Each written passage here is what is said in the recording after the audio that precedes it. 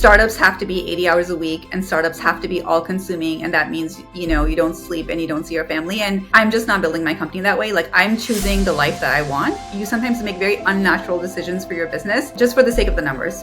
At the end of the day, you have to find a voice in your head that makes you believe. In terms of family support, I feel like the luckiest girl in the world in that I have an incredibly supportive partner. If you could go back to your 21-year-old self, what is the one piece of advice that you would give that person? I think I would just remind that person that it's okay to try a lot of different things. I think so many times we're prescribed to know what we want when we're in college. Can you imagine, like, you have to declare that you want to go to med school when you're 17 years old? Like, who knows what they want in life when they're 17 years old, And so many people pursue that one career and they do that for the rest of their life. Hi, Arti. Welcome to the Working Woman podcast. And for everyone who's listening, I am Priya, your host from the Working Woman podcast. And we have with us Arti from the First Seed Foods. Arti is actually a business owner who quit her full-time job to pursue her passion. And within a year is going to hit $1 million in run rate. I'm so excited to have you on board, Arti. How are you? Thank you so much for having me on. Such a pleasure. And it's been so wonderful to connect with you. I'm doing great. I cannot believe we're in the second month of the year already. Time is flying by. But other than that, everything is great. Tell us a little bit more about you, Arti. Where are you based? How did this journey begin? I feel like I know your journey so closely since following your authentic Instagram feed where you truly talk about everything that's going on about building the business. So tell me a little bit about how you started all of this. Sure. Yeah. And to answer your first question, I'm just outside the DC metro area. So I live in Maryland, about half an hour west of the city. I had initially grown up in the area, but I've moved around a ton. I lived in India for a few years. And then post undergrad, moved to New York, moved to London for a bit, but have migrated to this area. I feel like it's the best in the world. So, this area will always be home. My career path and journey has been very, very scattered and as non-traditional as it gets. My like degrees were in the business arena. So I was a finance undergrad, did an MBA post that, and I bounced around between every industry you could think of. So I've worked on some startups before, in and out. I've worked in like tech and consulting and product management and customer experience. And I like to think that all of those experiences helped in some ways, but some of it is just indicative of not quite figuring out what I wanted out of life and what was going to ultimately kind of be that fulfilling path for me. And I'm grateful to have kind of, I think, found more of that in building First Seed. But yeah, the journey of building this company is one that is a story of finding more fulfillment in kind of my day job, and two, just wanting to feel better and eat better, and both for myself and for my family. And so it was an intersection of those two things that have started. That's amazing. So tell us a little bit more about where you were working, what was your role, and how did you decide to just start it? Was it like one fine day when you were like, you know what, I'm just going to do it? Or was it something that you'd been planning and you actually had a process in place before you decided to quit that? So tell us a little bit about that. Yeah, wow. I wish I had had a process in place. Wouldn't that have been nice? The ultimate dream. My last job before, so again, I've moved around and done a lot of different things. But my last job before leaving was with a financial institution, leading product and customer experience. So initially financial products, and then more kind of physical products and experiences. And it's, product management is a career and field I love, because it is so akin to what it's like to be a startup founder. Because you're building things from scratch. You're usually being scrappy and resourceful, and you're putting something out into the marketplace, ideally. So close in that way, not from an industry perspective, but kind of core skill set is a little bit similar. I enjoyed my last job in some ways, but I struggled with it in many other ways, which, just in talking to lots of folks that I think are looking to make that leap of faith themselves, I hear the same story that I think I experience, which is like, hey, it's not that, I'm grateful for the job that I have, but I'm looking for something more. I'm looking for more autonomy. I'm looking for more fulfillment. I'm looking for more creativity. And those are the things that I think I found were gaps. And, as I'm getting older, as I'm becoming more experienced and wanting more and more out of my career, that draw to do more of that for myself and make those skills a bigger part of my life became more and more important to me. So it was an interesting. The company is now, like, I guess legally speaking, about 2 years old, almost exactly 2 years old now, and it was, I guess, a result of the pandemic. Right, pandemic hit. Everyone's world turned upside down. I had a toddler at the time and a newborn, and so, everything had shut down, schools and daycares, but work was still on because we could work remotely. So I was working, a pretty demanding and stressful job while taking care of two kids at home. And that first year of the pandemic was pure survival mode for my husband and I. We were just trying to make it to the next day. And a lot of that meant ordering a lot of takeout. And so by the end of the year, by the end of 2020, we're like, gosh, like we don't feel so great. Something's got to give. And we went down the rabbit hole of trying to figure out how do we eat better. We eat Indian food as our staples. Like most nights of the week, we eat Indian food. And as we learn more about whole food plant-based eating and then eating without refined ingredients, including things like oil, we started to build that practice into our own life. So we were cooking the kind of foods that my company offers now, we were cooking that way at home for a very long time before ever thinking about doing something about it.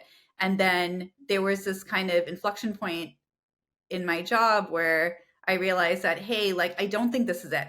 I don't know what's next for me, but this isn't it. So I took 4 months off. I thought that, okay, in that 4 months time, I'm going to figure out my life a bit. Either I'll come back, and I had a rejoin date, or I'm going to do something else. And in that period that I took off is when I realized that, like, you know what, I think I'm going to take that leap of faith. I'm going to try to build a small pilot to see if this idea that I have can work. Here we are 2 years later, where Yeah. now we're trying to build and grow this company. Oh, that's amazing. That's a great way. Like everything that you mentioned is so unique because it all started from what was happening at your own place, and then you just decided to pilot it because this is this is not cutting it. The work is not cutting it for me. This is something that I'm passionate about. I need to fix at home, and let's go. Mhm. My question to you here is. Like, did your life stage matter at this point? Did you have family support a little bit? Like, tell us a little bit more about the background, because I feel there are a lot of people who will be listening to this who are in a similar space. Like, they're aware of problems that they want to tackle, they might not be that fulfilled with their job, and how do you go about doing that? Like, what makes you make that decision? Yeah, it's interesting. In some ways it was the most ideal time, and in some ways it was the least ideal time. Least ideal being that, I have two young kids and they're a little bit more independent now. They're 6 and 4. And so we're starting to see a little bit more independence and understanding and so on, less so when they were really tiny. And so, least ideal from that perspective, because you're just so consumed when your kids are young, no matter what you're doing, no matter whether you're trying to climb the corporate ladder or build something from scratch. It's always challenging as new parents. But one thing timing wise that was ideal is that, I am now 15 years into my career, right? So I've kind of seen a lot of what work life looks like at small companies, at big companies, at startups. I know myself a lot better. What am I good at? What am I not good at? And I had an idea of what my life would be like should I continue the path I was going down. Like, there was, I think in a lot of companies, there's kind of like your acceleration and promotion path. And that, okay, in X number of years, you make VP, and like, this is an idea of what that life is. And so I had the opportunity to make a very conscious decision between um, what I wanted, between what those alternatives were, and they were drastically different alternatives. But I had the benefit of knowing enough, which I think even 5 years ago, certainly not 10 years ago, I didn't have the benefit of that.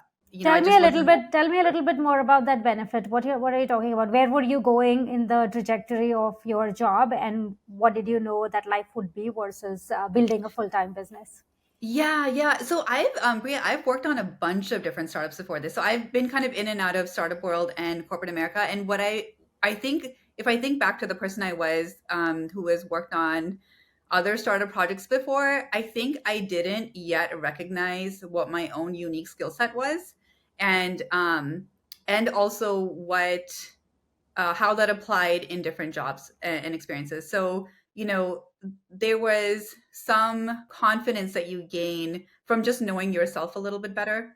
Um, and and also from knowing what your life could be like should you pursue a 9 to 5, whether it's in a smaller company or a bigger company. Like, I guess I've now weaved in and out of those roles for better or for worse, enough to know that, hey, like, should I pursue a very senior role at a very small company?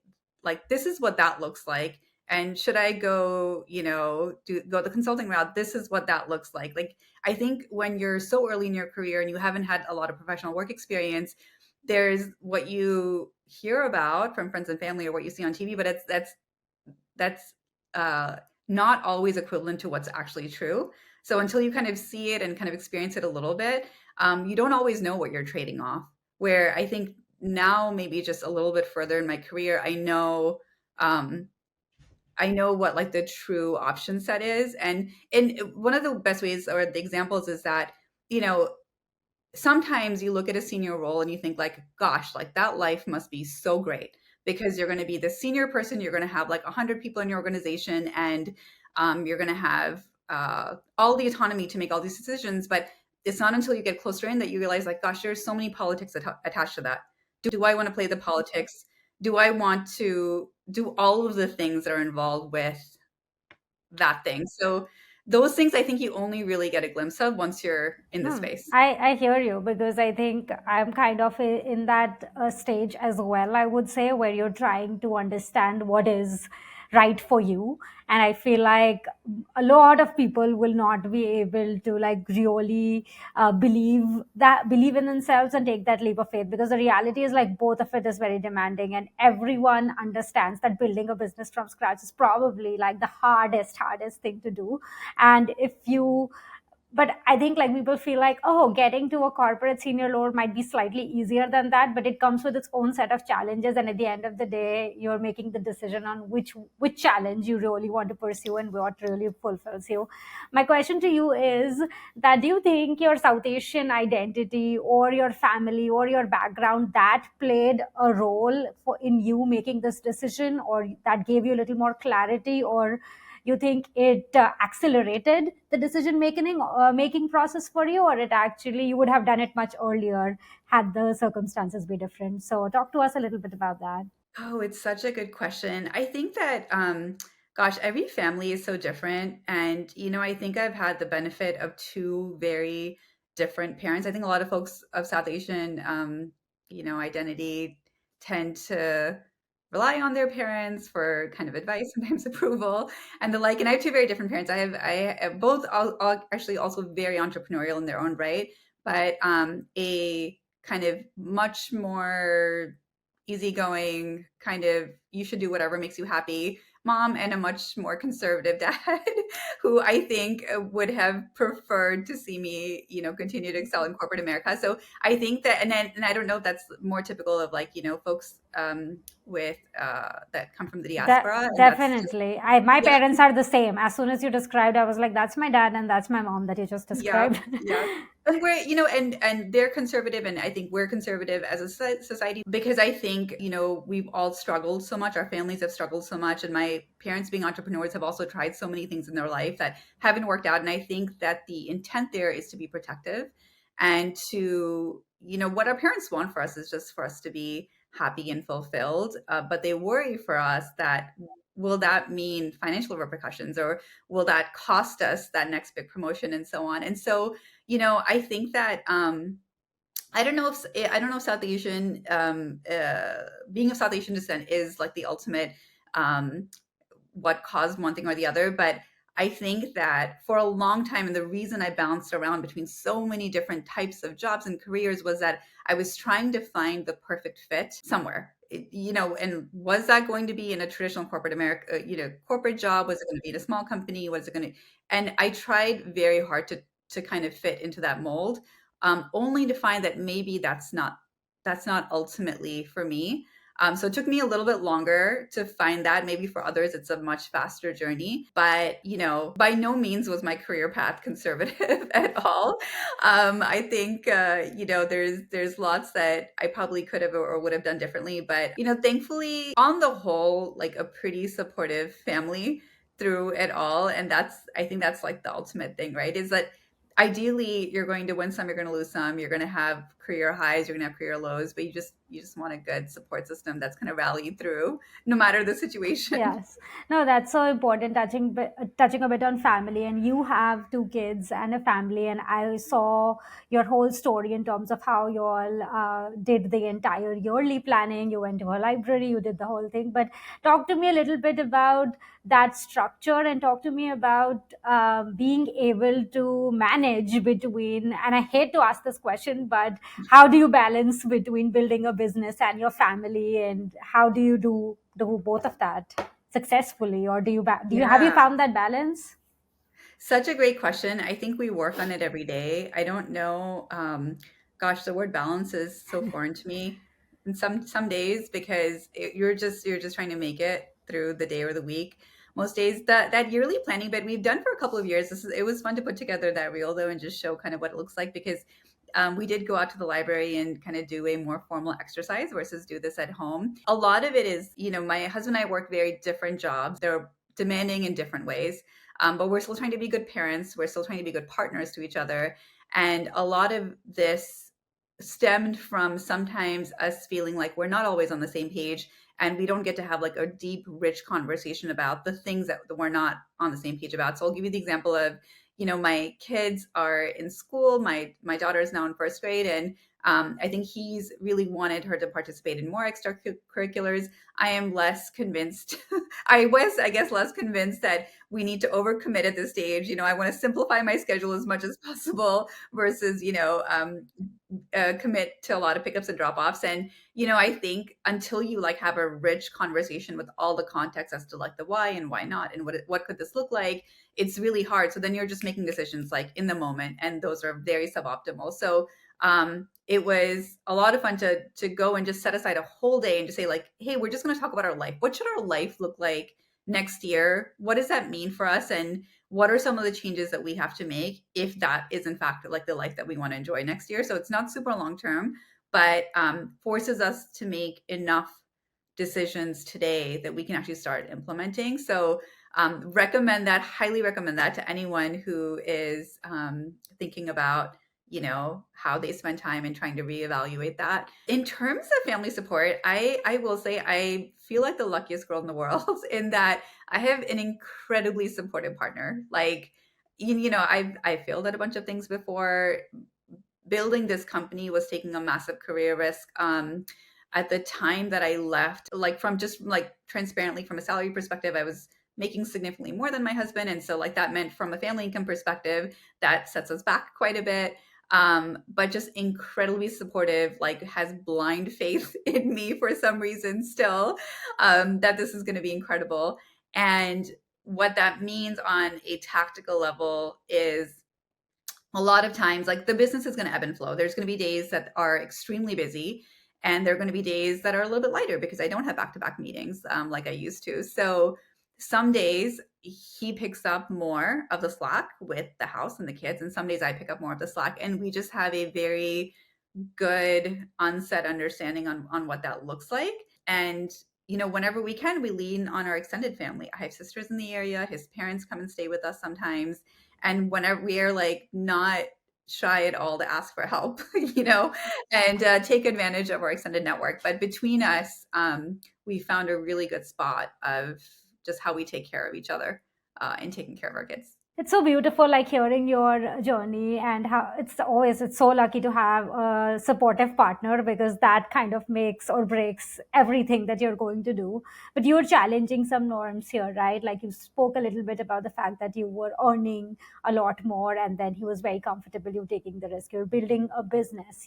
As a woman, we always are breaking barriers and trying to find our way and dealing with a lot of things. But I know as a mom guilt is real. Are there evenings or days when you feel like I wish I was spending more time with my kids rather than doing this. Like, how do you combat, and tell us a little bit about your process around that?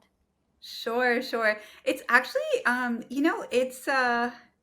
it's been similar from like an overall time perspective because the job that I had before this required some pretty long hours too. So, I remember, and like my last 2 or 3 jobs actually before this were pretty time consuming. I've had to have both of my kids start daycare at 6, 8 weeks old. Not the second one because of the pandemic, but the mom guilt is there when you do that for that first week of daycare drop offs, and when you have late meetings or other occasions, so on. So it's there. I The one really positive thing more lately with the business has been that I find that I can control my schedule a little bit better. So I plan my work life around my personal life. Um, some of this is also challenging this notion that like startups have to be 80 hours a week and startups have to be all consuming. And that means, you don't sleep and you don't see your family. And I'm just not building my company that way. Like I'm choosing the life that I want. And with that comes time that I prioritize with my family. And so I think what it means is that like we're not going to do the whole growth by any means, right? Growth at any cost. Because that cost is like my my family life, my personal life, my sense of peace and, being. And so what I get to do now is um build enough time such that I can feel good about the time I'm spending with my family, and also feel good about the time with the business, but not overdo in either area most weeks, most weeks. But I mean, for sure, I think that's probably true for every parent or for sure every mom, no matter the career they're pursuing. It's kind of in the back of our head sometimes, and we just have to uh, tell ourselves out loud that like no, we're doing our best, we're Yeah. doing our best, and we're going to take advantage of our support systems and our environment, and we're going to keep going.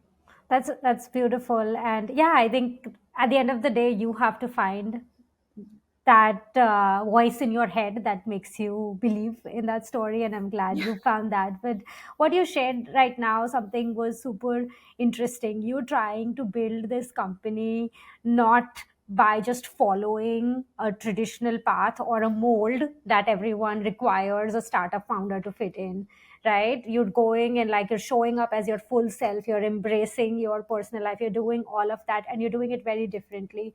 Talk to me a little bit about any sort of discrimination you are facing as you are going through fundraising or talking to people. Like, I don't know if you have fundraised or if it's bootstrap. Like, talk to me about how is the industry reacting to you not trying to like grow as fast as they want or expect founders to be. And I just also have heard so much about female founder discrimination. Do you think that's real? Yeah, yeah, gosh. Unfortunately, the startup world is really, really tough. If you're, especially, it's tough in general. It's tough for everybody. And then you layer in all the things about being a female founder, being a woman of color, being in a niche industry or serving a niche customer. I mean, all of the things just keep adding to it. All the stats around what a tiny, tiny fraction of companies that are founded by women, especially women of color, like get very little funding. And unfortunately, even after all of the awareness around this, those numbers are not improving. In fact, they're going down, which is terrible. I made the decision about a year ago to not pursue outside funding. And I've worked on other companies and projects before, and we've raised money before, and I've gone the accelerator route, and it's definitely something that I thought about, and I thought that I almost needed to do. And as it turned out, I didn't absolutely need the funding. I was able to creatively fund the business using sales, and honestly, like emptied out some of my savings as well, and that has been what has allowed me to build this at my own pace, right? So when you raise funding, it's sometimes like a milestone, it's a celebration, like point of validation that like someone believes in this enough that they wrote you a check. But the other thing is that like you have now hired bosses, right? Like you now report your stats to someone, and you are now accountable for what is ideally like hockey stick growth, right? So ideally you're showing growth every month or every quarter and so on, and which is fine, which is like are all the things that you should hold yourself accountable to. But it's tough when that is an outsider, because you sometimes make very unnatural decisions for your business just for the sake of the numbers. And so because I've been lucky enough to not have to go out for outside funding, I can build this at my pace. I don't have to say yes to every opportunity. If it feels like, gosh, like, I don't know if we're ready for this yet. Like it sounds exciting and maybe we'll like, our skills, our sales will skyrocket overnight. But by the way, this is like all the baggage that it comes with. I don't have to say yes to it until I feel like I'm ready to take that on. Again, like I think the fundraising and balance bit go kind of hand in hand. So it's been really nice to be bootstrapped. I can't Yeah, complain. that's amazing. What is the hardest part about building this business? Are there certain cultural expectations from friends and family that you're also navigating right now? Not so much from friends and family. I've had a very very supportive like close network of folks that I think have also seen me as like an entrepreneur that's failed at a bunch of different things before, and have continued to cheer me on regardless. Like how so I'm super grateful for that. I think the hardest is your own psyche some days, right? I mean, I've worked on so many businesses, Priya, that I think you kind of develop a little bit of intuition and feeling around like what's working and what's not working. And gosh, like so many things are working this time around. Like there's a reason our sales are the way they are. There's a reason that we've been able to cultivate all these like incredible relationships. And despite all of that, I have to battle the voice in my head that says like, I don't know, what if we have to shut down next year? And that sometimes is the hardest part, is that uh it's kind of believing the things that are happening, both good and bad, and just figuring out how to quickly deal so that you can move on to the next thing, because there's 100 other things on your to-do list Yeah. than to just worry about um, you know, how So, real it is. in the last 2 years of building this business, did you ever like really reach the point? I'm sure it's happening multiple days, and you're like, okay, let me get through this and move on to the next thing. But was there a time when you were like, I'm done. I want to just go back to like working for someone, or were you like, where you never reached that point? I don't know if I don't know if I've ever contemplated like going back to work for someone.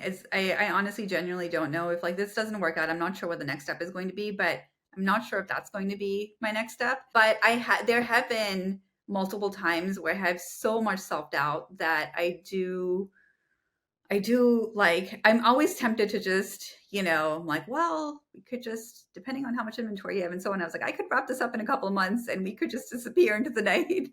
And, like no harm, no foul. All of our partners and customers are taken care of. So I do have those thoughts because they're on a day-to-day basis, there is so much responsibility.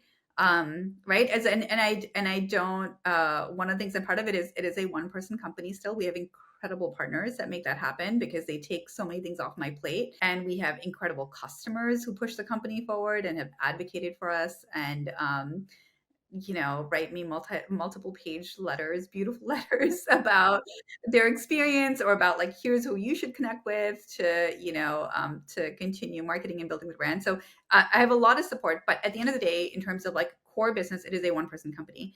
And some days that feels really overwhelming, because when you're dealing with 10 big problems and 10 big fires at a time, you think, oh gosh, like, I don't know, maybe this is life is not for me.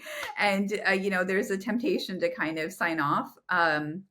But like for the most part, it just requires a bit of stepping back and saying like, okay, let me write down those 10 problems and we'll check them off one thing at a time, to kind of bring back to it. And yeah, and then, like exciting things happen, and some celebrity posted about you, or some like incredible partnership came through, and that kind of changes the dynamic and you're like back in your motivated mode.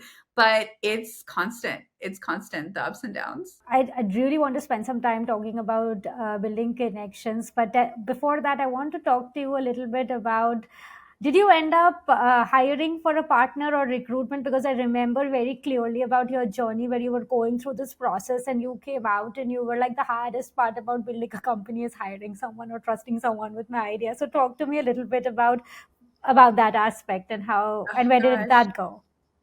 Gosh, it feels very so I did not.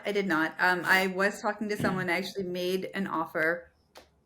It didn't work out for a few different reasons, and I think it was like some part timing, some part just risk because the person that I had made that offer to is someone I've known for a very, very long time.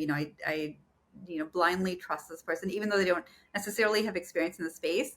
But I think that person was also was going to quit a full-time job to come and make that transition over, and it was going to be too much of a kind of a financial risk for them, essentially, right? Because like, you can make there's always a chance that you can't make payroll. There's always, no matter what, right? So it didn't work out, but I learned a ton from the exercise, and I'd spent like, dozens and dozens of hours with this person over a couple of months, kind of being very open about where we are with the business, and then preparing for those meetings and preparing documents for those meetings, because I wanted to be sure that should that the role that I was hiring for was more or less a COO, and like a true partner of sorts. And so I had very high expectations of kind of that person, and I wanted to be very transparent about the business. Now, a couple months, away from that uh, kind of series of events, I'm kind of challenging myself around this question of like, well, like, what if we didn't hire? What if we didn't hire all year? Like, okay, we've gotten this far without a formal full-time hire. And again, a lot of it is because we rely on our partners so much. What if we relied on our partners more? Can we get to a 3 mil run rate without hiring? Like, it's so I'm asking myself different questions that I don't know what the right answer is, but I'm putting the what ifs out there because there's pros and cons to both, like, you know both ways. It is a lonely journey, and gosh, I miss having colleagues. I miss Yeah. being able to text someone when something crazy happens. My poor husband is like sick of me Oh my hearing all these gosh. like things about the business. Like he's like, okay, I don't Find know a what you're talking friend. about, and Call I a don't care. friend. Call a friend.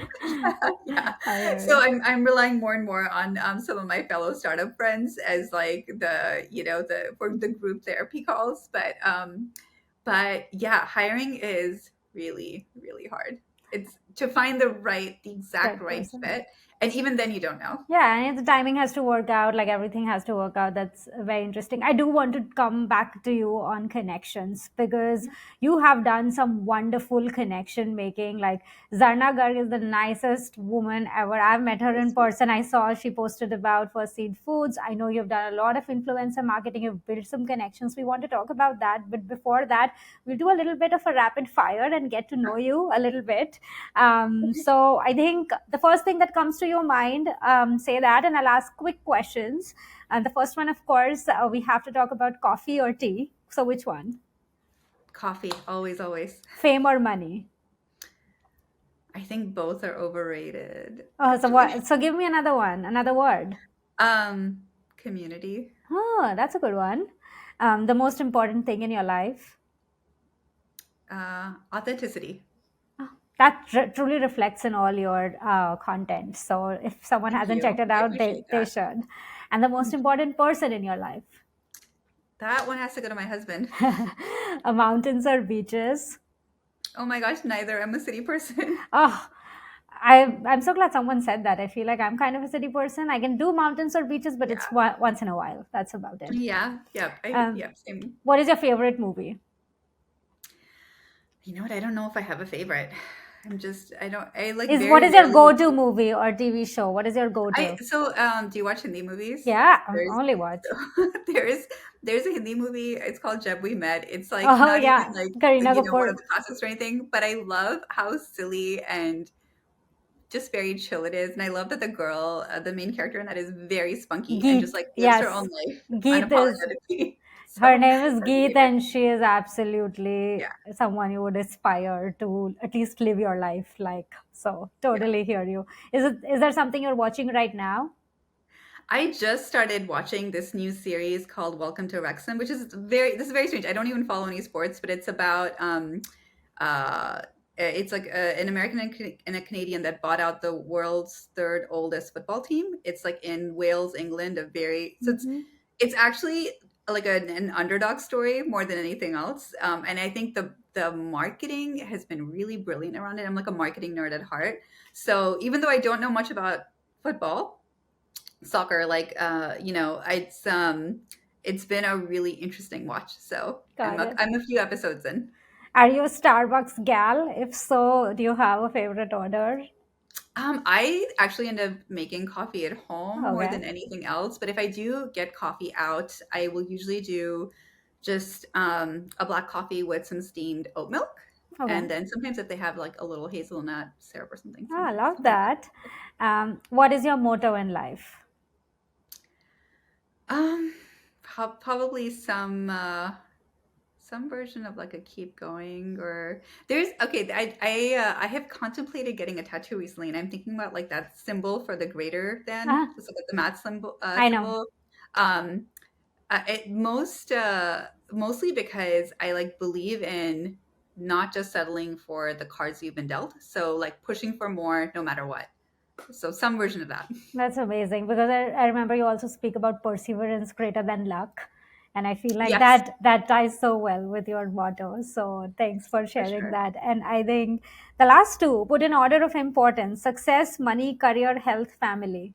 So family and health at the top for sure. I think the rest kind of come and go. It's I don't amazing. know. That's Yeah. beautiful. I think you have that clarity and you've stayed consistent with how you started this conversation and where we are right now. So I'm like not even surprised. Thank And you. the Thank you. last one, Glad that there's some consistency. there definitely is. Who do you text the most? My two sisters. I'm very, very close to my two sisters, and we will sometimes simultaneously be on text, on Instagram DMs, and on like other chat like Signal or WhatsApp, like all at the same time. Like we have multiple threads going. It's just the Amazing. three of us. We don't know why there's so many threads, but totally obsessed with my sisters. They're like That's the amazing. most important people in my Are they life. in the same area as? They are, yeah, yeah, Oh, yeah. They that's both nice. live about half an hour away. That's amazing that you have like siblings around. That must make such a huge Oh my gosh, difference for it's sure. everything. Oh. It's the one reason not to leave the area is I don't want to live far away from them. Oh my gosh.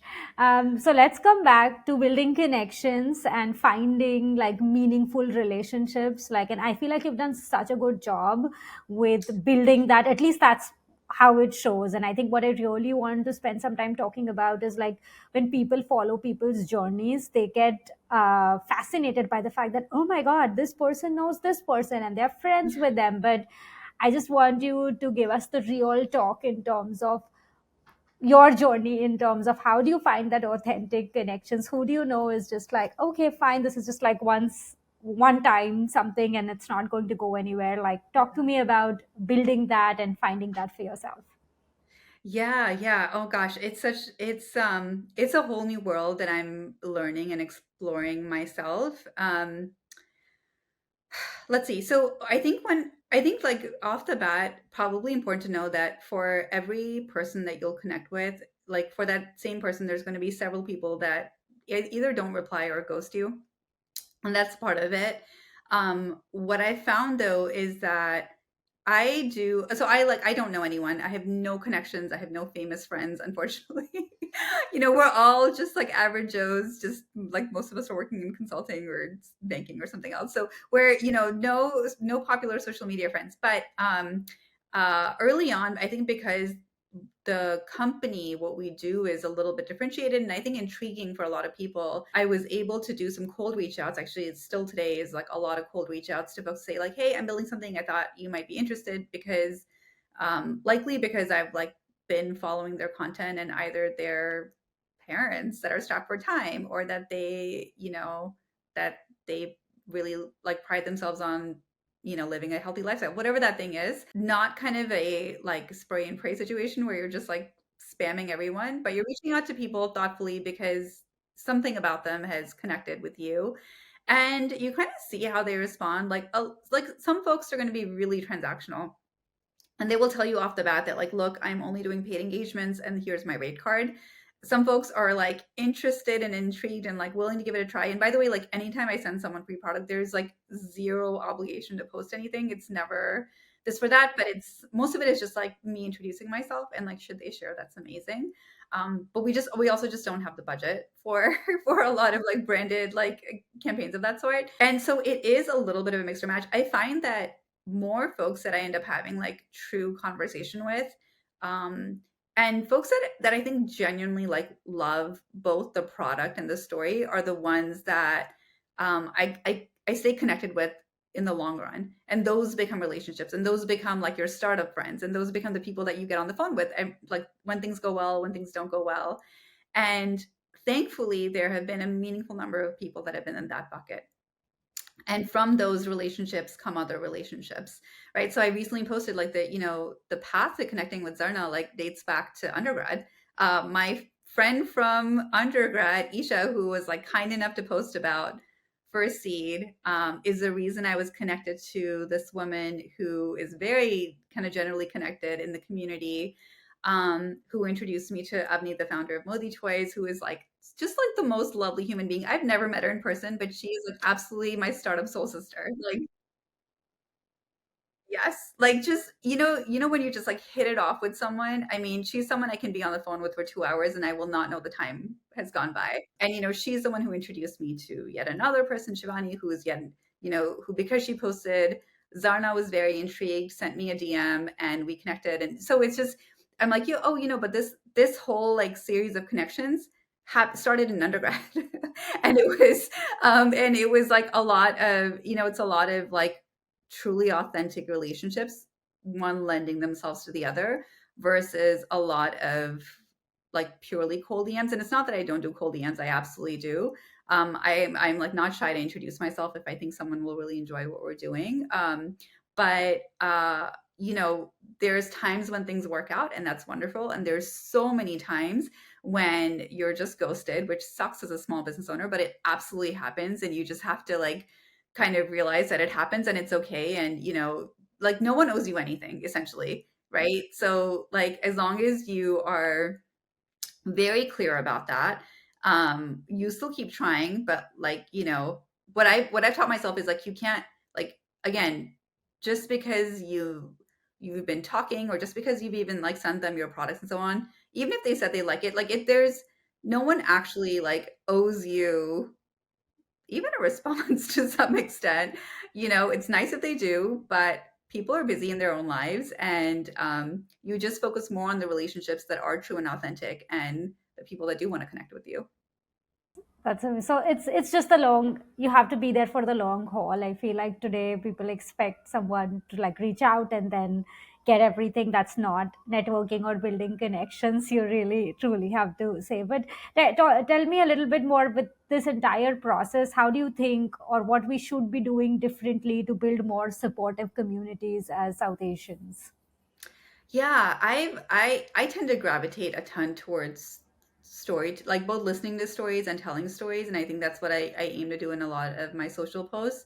And I think that is what helps build community is when you're able to be transparent with folks and engage with them in that way. It's still early days and it's still a tiny community for me, but I think the reason that it's tiny but very rich is because you're uh, you're just trying to be yourself, and you're not necessarily putting up that front that sometimes looks good but doesn't always I think folks can tell when you're being authentic. I think that's the ultimate like learning is that um folks can tell, and so you're just better off being authentic. Like, why not? And I think if more and more, whether creators or even friends, gosh, I would like love to hear from more of my friends. I wish my friends would post reels. I feel like no one posts on Instagram anymore. But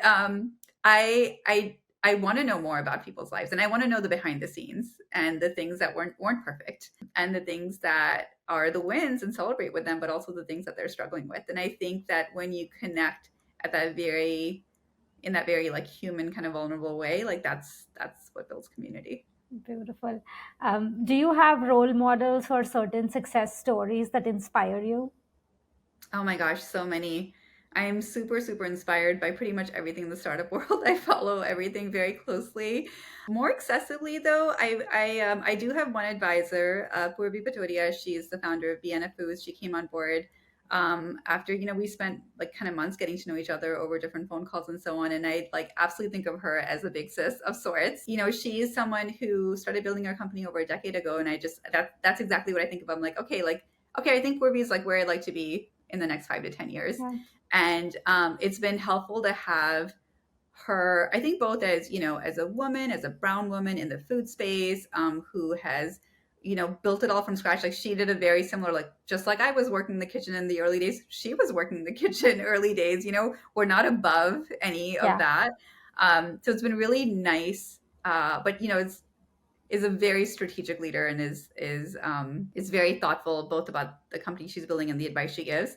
Is like that's been a really nice role model, versus I do, of course, like I listen to all of the very celebrated entrepreneurs that are the whatever billionaires of today, but sometimes that feels like too distant, like it's So just too far away for me to draw inspiration from. So it's nice to have people in your network that have kind of achieved that next step. Well, that was the whole idea of starting this podcast too, where we talk to people who actually are relatable, authentic, and can share their stories and seems a little more attainable than someone who's built something so massive and you don't even know how to begin. I know, totally. Yep. The I love that. last couple of things before we wrap up. If you could go back to your 21-year-old self, what is the one piece of advice that you would give that person? I think I would just remind that person that it's okay to try a lot of different things. I think I ended up trying a lot of different things because I couldn't find the right one. But I wish I knew that. I wish I had confidence in that answer early on. And what I think so many times we're prescribed to know what we want when we're in college. Can you imagine like you have to Yeah, declare that you want to go to med school when you're 17 no years clue. old? No clue. Like who Yeah. knows what they want in life when they're 17 years old, and so many people pursue that one career and they do that for the rest of their life. And I wish I'd known that like it's okay that I don't know. It's okay that I'm still figuring it out, and then I'm going to try a bunch of different jobs to try and find the one. And I think in those moments, the 10 years after, I would have felt better about some of my career decisions versus feeling Nice. like a lost soul. Amazing. And just to close it out for everyone who's listening, tell them a little bit about First Seed Foods. Like, what is it? I have personally tasted it. It's awesome. My sister-in-law was visiting from India, and I think she had the rest of it, so I could only eat actually two of those, and then she ate the rest of it actually. But tell viewers a little bit about First Seed Foods. How is it? Like, no oil, no salt. Like, talk to us a little bit about the company. Yeah, absolutely. So the company, yep, it's called First Seed Foods, and what we do is make home style Indian food. We offer 7 foods, 5 of which are offered without any added salt. But for all of our foods, we use primarily organic ingredients, whole food ingredients, so nothing processed. And we make these without oil, butter, ghee, dairy. So they're completely plant based, really just like clean Delicious. ingredients, but so delicious. Like you would never know the difference. It just Exactly. doesn't have the I oil in can it. I can vouch for it. I'm not sure how you made it so creamy, the chana masala and the dal Yeah, makhni without any amazing. butter and oil. Oh, I appreciate that so much. Yeah, and it's been, it's still a relatively young company. We're e-commerce, but we ship nationwide, in the 48 contiguous states, and just building this brick by brick. So it's been an exciting journey so far, and hopefully lots more to come. Yeah, and you've built something so meaningful because every time you share what a customer has, the review about your food, they've taken the time to write it, and it's rare to do that. So, for anyone who is listening, go check out Arti's page on Instagram for Seed Foods. Try her product. She's really talking about how she's building the company, so you can learn so much. And I hope you all get to try it. And I don't know how you do it, and you also post the recipe actually, so it's just Yes. so true that you're actually doing it and still making it taste delicious. But this was such a great Thank you. conversation, Arti. I feel like I can continue talking to you for hours, but I Oh know my gosh. that we Same here. have. We're overdue for an in-person meetup, so I'll make sure I make that happen this year for sure. No, this was Yeah, I agree. amazing. Thank you I so appreciate you much. having me on. Thank you so much. Any last words before I stop? No, just thank you for having me. And I think it's so cool that you're doing this podcast because there are so many different lenses to what a working woman looks like and what her career journey's been. And I love the emphasis on like talking about the hard topics in these. So I'm very excited for all the episodes. Oh, amazing. Thank you so much.